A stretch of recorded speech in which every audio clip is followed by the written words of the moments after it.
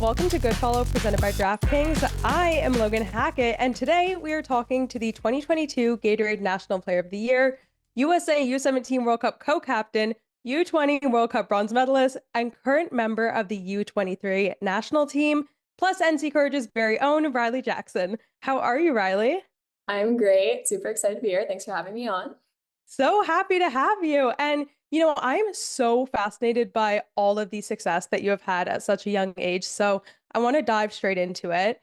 Coming out of high school, you had offers from powerhouses like North Carolina and Florida State, but then you committed to Duke.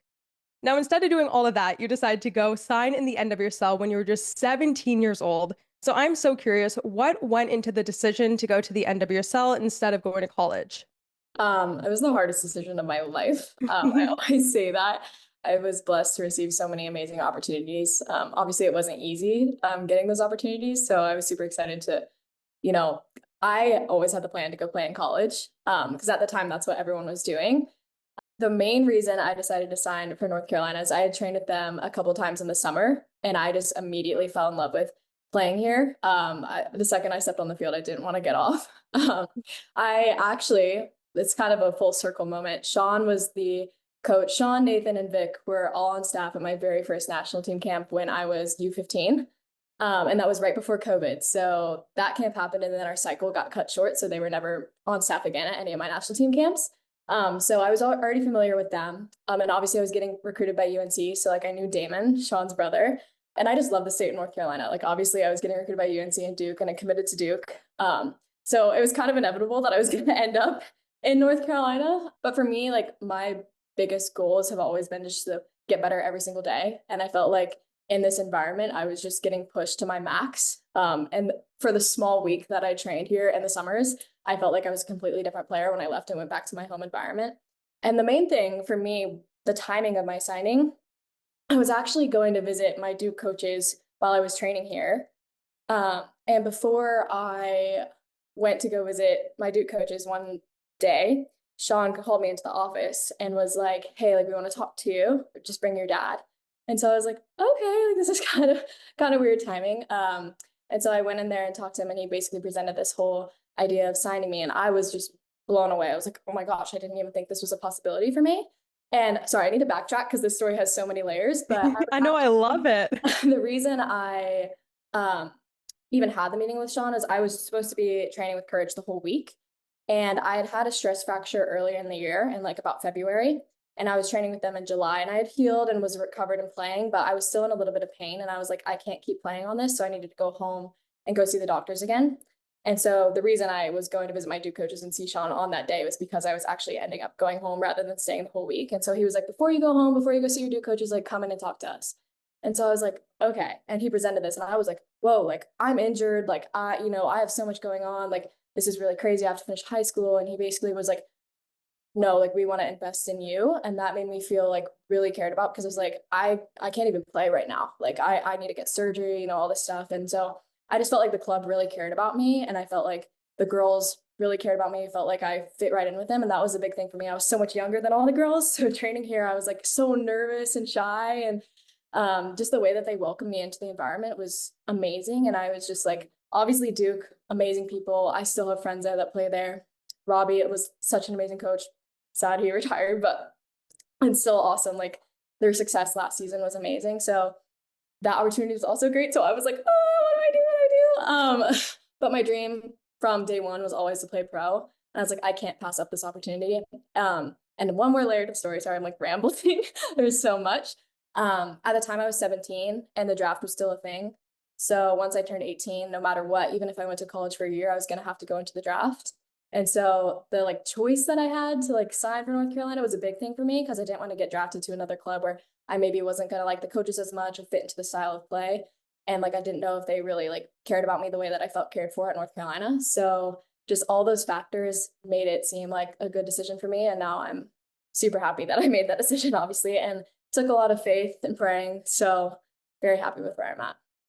I absolutely love that. And I mean, you hear about everyone investing or certain people investing in others in women's sports, but just the fact that NC Courage came to you so early and they even presented you with a position or opportunity to possibly be able to choose another club, as you mentioned, if you could go to the draft, but you decide to stick with them. That's saying a lot. But you also mentioned that you were 17 when you signed with them. And in 2021, Olivia Moultrie sued the league, which allowed the under 18 mechanism. So, for those who are listening who don't know, what does this entail and how was your experience different to one who gets drafted? So basically, when the draft was a thing, once I turned 18, I would have to put my name in, and then whoever could potentially draft me. I mean, and then once you get drafted, you still have to earn a contract, which is also like so scary because you put in all the work and you're like, yeah, I got drafted. Then you're like, oh my gosh, now I have to work even harder to get the contract, which is great and so rewarding once you do. But it's also like there's a little bit of uncertainty. So for me, passing up the opportunity to have a college scholarship was a big deal because I was like, I need to make sure that like I am getting the opportunity that's like equal or even better than what I was getting before because like the landscape still needs to grow to where we're like making more money and all of that and like, equal pay and everything is like so it's, tough. So I needed to make sure that like the money that I was making, the opportunity that I was getting, like getting better as a player was going to propel me to places that were like better than what I was getting in college because that was such a great opportunity. So Oh my gosh, I love that. And I want to fast forward to once you got in the league and started playing. I mean, I'm sure you grew up, or I pretty much know that you grew up watching all of these legendary players like Alex Morgan, Kelley O'Hara, Becky Sauerbrunn. What was it like to be in a league playing against those players still as a teenager? oh my gosh, insane. I remember I had like obviously I've had so many moments where I'm just like, whoa, like this is so sick and crazy. There's one moment I remember in particular. I last season I subbed in against Gotham and I was marking Rose Lavelle. And I was like, this girl has been my idols for however long I can remember. And there's actually a photo from that game of me with the ball between Rose Lavelle and Crystal Dunn. And when I saw that photo, I Oh was my like, God. you're kidding me. Like, this is insane. And just like shaking their hands after the game, I was like, this is awesome. Um, but I've had so many moments where I'm just starstruck, like playing against Marta like a month ago. I'm like, wow, this is crazy. So I'm super grateful just for the opportunity to learn from these players, play against these players. Obviously, it's tough because they're so good, but it's just like so many great opportunities for me to get better. Have you had any cool jersey swaps so far? No, I haven't yet. They're kind of a stickler with who like giving away our jerseys because we only have two. So Oh, really? I had yeah, no clue. I literally thought they were just like coming out like as no. much as you want. I wish. So So I think back to when I was 19. I mean, I was a college athlete, but while you're a college athlete, you're still able to have fun and kind of be 19 while also playing your sport and excelling and doing all the athletic stuff. But you do this on such a different level. So how do you juggle growing up and kind of maintaining your age while still being a pro? that's a really good question. I feel like going into it, that was the thing I was most scared about was just like not having that social aspect of being in college. But at the same time, like Sean actually let me finish high school and I like got to go back for graduation and do all that. So I felt like I was at a point in my life where if I had gone to college, like it probably would have only been for like a semester and then I would have gone to pro. So I'm like, why not do it now? But on the other hand, my teammates are my best friends. Like obviously when I signed when I was 17, I was this little shy girl, but the amount that has changed in the past 2 years is unreal. Like I am super close with everyone. I feel like they're all my older sisters. I'm the oldest in my family. So it's super nice for me to have so many older sisters because I've always been in that role. It's also nice because I'm close to Duke and UNC. So if I ever want to go see my friends there, I'm able to do that. And I also like have a really great community outside of soccer here, like with my church and a lot of people my age and that. So it's really awesome. I don't feel like I'm missing out on anything just because I'm super happy and content with where I'm at. I'm trusting that this is where I'm meant to be. And with some of your teammates being, I mean, 10 to 11 years older than you, is there anyone you go to for specific advice? Danny Weatherholt's my locker buddy, and so we're always chatting. I feel like she is like super easy to talk to, and it's like we get along really well, and we have a good connection. And then I love Meredith Speck. She's just like the team mom, honestly, and I just love her so much. I call her Mare because she's just Oh, like Mare. So so cute. But no, I love everyone. I think it's like kind of known that the Courage has such an amazing culture. Like our locker room is unmatched. So super grateful for everyone. yeah, that is so incredibly important. And now I want to talk about a landmark game in your career. Last July, we had the Summer Cup. You were playing against Racing Louisville. and you came in to score your first NWSL goal, which just so happened to be a stoppage time equalizer. And then when the game went to PKs, you scored the opening kick to get the win. So, how do you stay calm in these situations while also being under pressure to pretty much get the W? Yeah. At halftime of that game. So last season was definitely a journey for me. Just trying to like break into the lineup. I mean, I got good minutes here and there, but the Summer Cup was really an opportunity for me to play and showcase my ability. My growth throughout the year. So at halftime, Nathan, our assistant coach, came up to me and was like, "Right, like go out there and prove yourself. Like you got this." And so I was like, "All right, I do got this." And in warm up, like I was really feeling myself with like my finishing. And so when I received the ball in that moment, Manako was my roommate last year, so we were really close. And she was like, "Bro, like you got this, like come on." And so I received the ball on the top of the box, and I hear Manako go, "Shoot it, shoot it!" And so I was like, "All right, I'm gonna rip it." And so when I scored, I was just like actually so excited. I think Manaka tried to jump into my arms, and I like off of me because I was just like, "Oh my gosh, this is awesome!" And my grandparents were there, which was super exciting. In terms of the PK, um, I've missed plenty of PKs in my life, and I think I like don't have a fear of missing them because I know like it shows my character as a player to step up in those moments. And I also think like missing them helps me be better under pressure because then I know what I need to do differently. I can learn from those moments. And so that's been a learning curve for me because I'm super hard on myself and like hate making mistakes and I'm a very much a perfectionist. But like I think just like having the willingness to step up in those moments, like I know 95% of the time it's gonna go how I've planned it. Visualization has really helped me in those moments too. Like under pressure, I'm like, okay, you've done this 1,000 times in training, you can do it here. And so in that moment, I think I had actually missed my PK the week before against Orlando. And Nathan was like, "We're putting you right back in like the PK lineup." And I was like, "Thank you. Like that's what I want. Like the faith and the trust in me is something that goes beyond PKs and stuff in this environment. It's just like the belief that we have in each other and the staff has in us is like really great. And so I think just like having that support behind me also really helped in the moment. And yeah, I mean, I'm have the mentality that's like I'm never gonna miss two in a row. Like if I miss one, I'm gonna score the next one. And I think that's good with like anything in my career is like learning from mistakes is really important, especially being young. Like I don't use being young as an excuse for anything. Like I don't think that's valid. I think everyone should be on the same playing field no matter their age.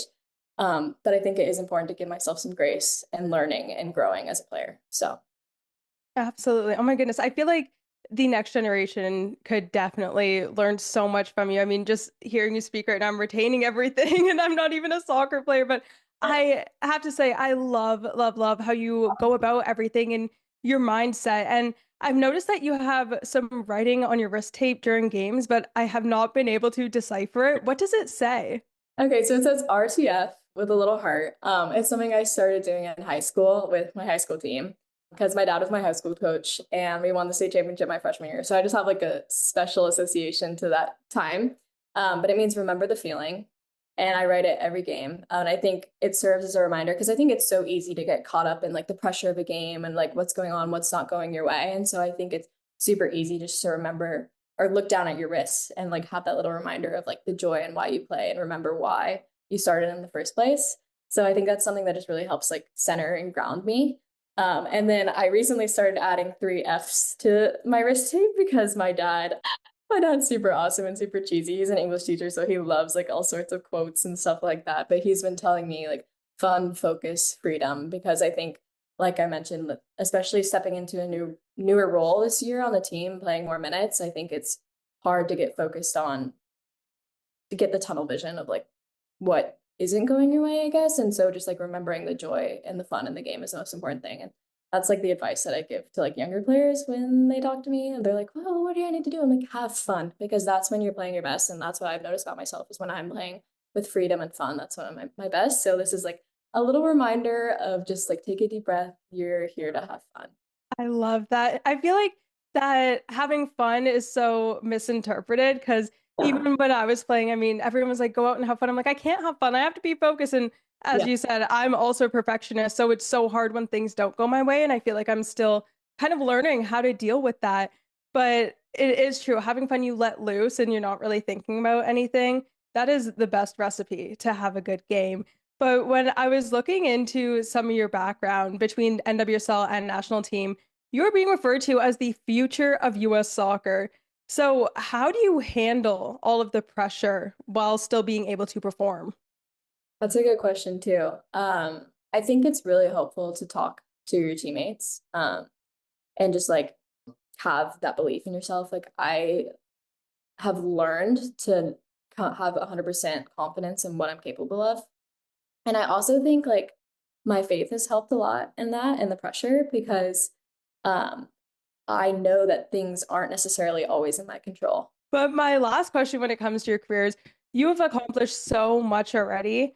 What are your goals going forward? Oh my gosh, I have so many goals for myself. I think it's really important to set like little goals inside of big goals. But I obviously everyone's dream is to play for the national team, the full national team. And so that's really like what I want next. Like I would love to play in the 27 World Cup, but like little goals inside of that I think are important, like making my first camp, like scoring a goal at home here, like little things that like I can do to help me get there, I think are important. But yeah, I want to play for the national team, but I don't just want to like play once. Like I want to be a staple player and I want to have an impact in that environment and like be an inspiration for younger players the way that those players were an inspiration for me. Like I just recently I met Lindsay Horan at the airport.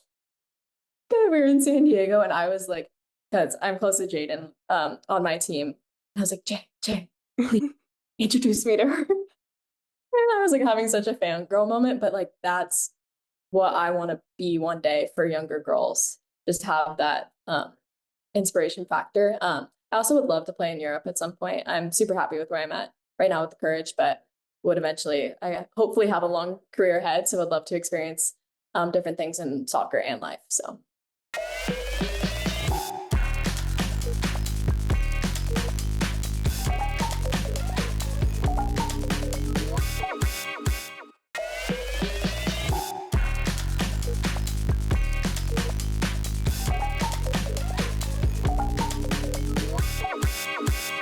I have absolutely loved this. I mean, just hearing everything, I know everyone else will love it as well, but I want to get to a game now. Okay. And there's a running joke on this show that I'm the youngest, and sometimes Roz, our other host, and the team don't know what I'm talking about when I say certain things.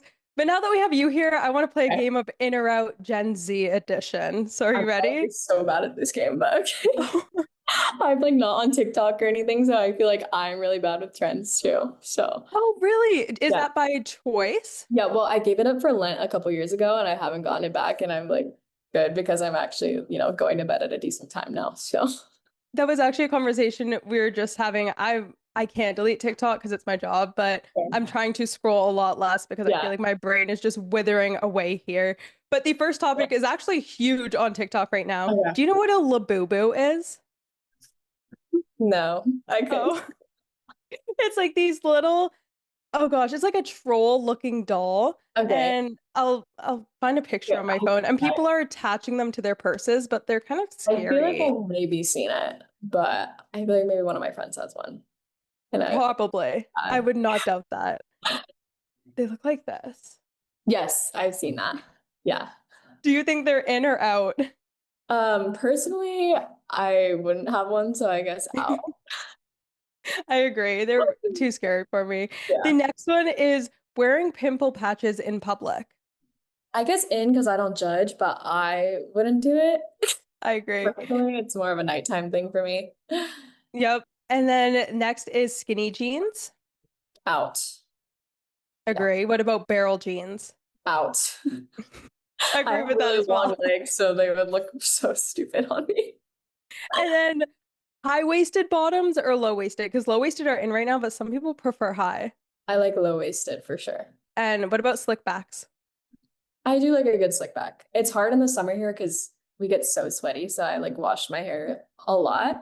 But sometimes you got to do what you got to do and go with the slick back. Yeah. Okay, this one is very specific. Going to college, is it in or out? I feel like that's so hard. Is it depends an answer. Um, I'll say out since I didn't go. Ooh, love that. And actually, quick question. Yeah. If you went to college, what would you have studied? I really wanted to do journalism. I love writing, kind of a nerd when it comes to stuff like that. So I'm actually doing online college. right now. I'm Oh, doing 2 classes at a time, super slow, but I just wanted to do something to take my mind off of soccer sometimes because it can be all consuming. So I love that. Is your degree in journalism? it's in marketing right now, but I'm hoping to get Ooh. some opportunities in journalism soon. So Wow, you truly do it all. Oh my gosh. Okay. What about Summer Fridays, the lip balm? I love that stuff. The Agree. mint one's my favorite. Which one, sorry? Mint. I don't know if you've tried that one. Oh, yes, Yeah, love mint. good. Love, love, love. I have vanilla. Vanilla is my go-to right now. What about Chat GPT slash AI? Okay, I'm gonna expose myself. I was like so out with this until I started doing online college, and my friends are like, Riley, it'll change your life. So I'm gonna say in moderation. Once you start entering like the right prompts, it's very Yeah. much in. Yeah. Like it's But life I like changing. writing, so I don't want it to like kill writing. You know what I mean? But like Yeah, for busy work, in. absolutely. What about, I mean, you don't have TikTok, but Twitter or X. Um, I also don't have time. So we're going out on that one. Wow, yeah. Actually, this is interesting because with you not having social media, I'm not too sure if you, or not social media, but those ones, I'm not too sure if you would be keeping up with the reality TV drama. Do you watch reality TV? I do watch it with my mom. Like she'll have it on and I'll get sucked into it and we watch it. I've been trying, like everyone's watching Love Island right now. Yes.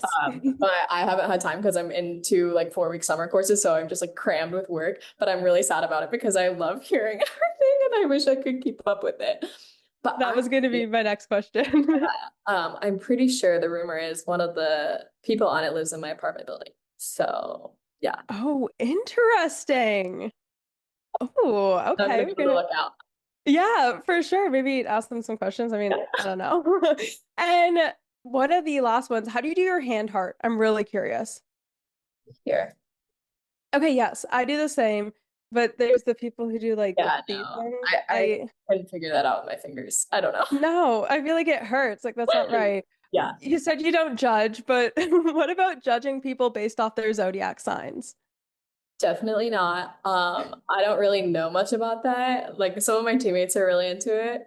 And so like they're always saying stuff about zodiac signs and I'm like, yeah, yeah, totally. Like I feel like you're a clean girl aesthetic in or out.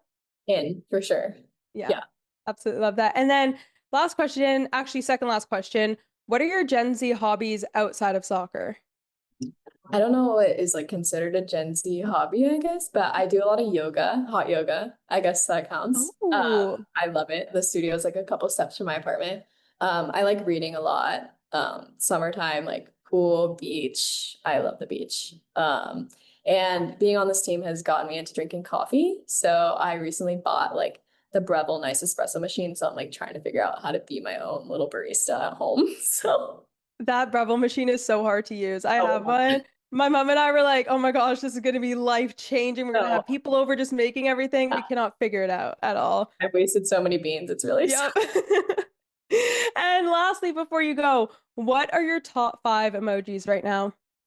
Oh my gosh, am I allowed to pull out my phone to look at this? Yeah, I honestly have no idea. I use quite a few emojis. So let's there's a see. huge range now. Um, let's see. Honestly, probably lots of parts. Okay, so like the red heart, the little like smiley face where it has like the blushed cheeks, the heart with the fire emoji, and then like kissy lips like that. And then the one with the one eyebrow up Yes, and the straight line. I completely, those are so good to like Yeah. convey all of your Yeah, emotions I guess. too. Oh, and this one where the girl's like this. I use that one a lot, like period. Classic. So yeah, that's funny. But they change a lot. So Yes, all the time is literally just looking at mine when we were talking about them, and I have stickers in there and all these ones. I'm like, I don't know where those came from. But anyways, thank you so much, Riley, for joining us. I really, really enjoyed just hearing what you had to say and going through your journey. And y'all, that is it for this week's episode of Good Follow. Make sure to subscribe to our YouTube channel and all of our socials at Good Follow Show. Good Follow is presented by DraftKings. See you next week.